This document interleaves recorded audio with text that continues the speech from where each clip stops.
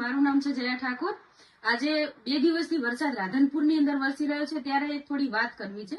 રાધનપુરના ward number 7 ની કે જે આરએમડી વિભાગ દ્વારા જે રોડ બનાવવામાં આવ્યો છે, એ રોડ જ્યારે બનતો હતો ત્યારે અમે વિપક્ષી સદસ્ય તરીકે ત્યાંની જે સોસાયટીઓ આવેલી છે મસાલી રોડ ઉપર, એ સોસાયટીઓના પ્રજાઓને નુકસાન ન થાય, પબ્લિકને હેરાનગતિ ના રહે, ચોમાસાની અંદર એમના ઘરોમાં પાણી ના ઘૂસી જાય અને એ લોકોને અવર જવરમાં કોઈ તકલીફો ના પડે, એ હિસાબથી લઈ અને અમે વિપક્ષ સદસ્ય તરીકે અમે એ પ્રશ્ન ઉઠાવેલો હતો। અને આ પ્રશ્ન જયારે અમે ઉઠાવ્યો કે ત્યાં પ્રજાનું વિચારો, તમે રોડ થોડો નીચો લેવલમાં બનાવો, પાણી નિકાલની કોઈ વ્યવસ્થા કરો, પણ કોઈ પણ જાતની અમારી વાત ન સાંભળવામાં આવી, અમને સાઇડલાઇન કરીને ઇગ્નોર કરવામાં આવ્યા। આ તંત્ર બેરી અને ઊંધી સરકાર છે। ત્યારે અમુક એવા ભાજપના મળતિયાઓ હતા જેઓ અમને રાક્ષસ સાથે અમારી પોતાની તુલના કરી હતી કે અમુક રાક્ષસી છે, કામો નથી કરવા દેતા।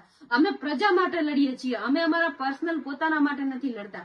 એ લોકોને હું કહેવા માંગુ છું કે હવે આ લોકોના ઘરમાં જયારે પાણી ઘૂસી વળ્યા છે અને સામે એવું પણ કહેવામાં આવ્યું હતું કે અમારા 7 નંબર વોર્ડની અંદર કોઈ તકલીફ નથી, વિપક્ષી કોઈ વ્યક્તિએ અમારા વોર્ડમાં આવવું નહીં।